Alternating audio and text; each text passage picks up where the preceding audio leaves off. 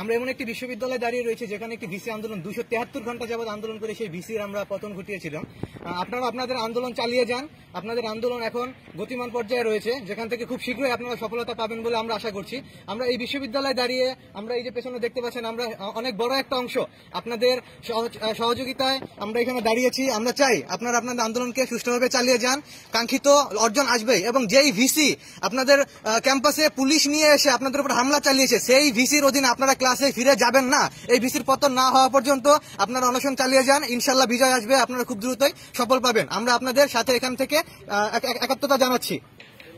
আমরা বঙ্গবন্ধু শেখ মুজিবুর রহমান বিজ্ঞান ও প্রযুক্তি বিশ্ববিদ্যালয় গোপালগঞ্জ থেকে প্রতীকী অনশনে বসছি সাস্টের সাথে সংহতি জানিয়ে।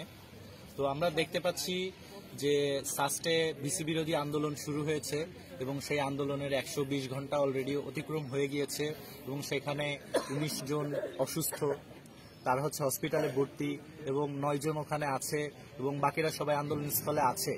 একজন অলরেডি আইসিইউতে আছে, তার অপারেশনও হয়েছে। তো এই যে তাদের জীবন এখন শরণাপন্ন, তো তারপরেও কিন্তু ভিসি নড়তেছে না, তার জায়গা থেকে সে সরতেছে না, সে পদত্যাগ করছে না। তো আমরা আগের দিন বিক্ষোভ সমাবেশ করেছিলাম এবং সাস্টের সাথে সংহতি জানিয়েছিলাম, একাত্মতা পোষণ করেছিলাম যে আমরাও এখানে একটা ভিসি বিরোধী আন্দোলন করেছিলাম। সেই আন্দোলনের ফলে ভিসির পতনও হয়েছিল, সে চলে যেতে বাধ্য হয়েছিল। তো আমরা শুধু সাস্টের সকল শিক্ষার্থীদের, আন্দোলনরত শিক্ষার্থীদের জানিয়ে দিতে চাই যে আপনারা আন্দোলন চালিয়ে যান, আপনাদের আন্দোলনের সাথে আমাদের একাত্মতা রইল।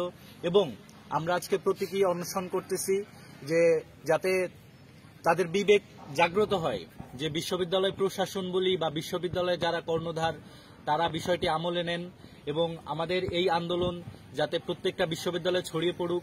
এইভাবে আমরা যাতে প্রত্যেকটা আন্দোলনে শিক্ষার্থীদের পাশে পাই এবং শিক্ষার্থীরা যাতে প্রত্যেকটা আন্দোলনের পাশে থাকে, এজন্য আমরা সাস্টের প্রতি একাত্মতা পোষণ করে আজকে আমরা প্রতীকী অনশন করতেছি। আমরা 1টা থেকে 3টা পর্যন্ত ছিলাম এখানে।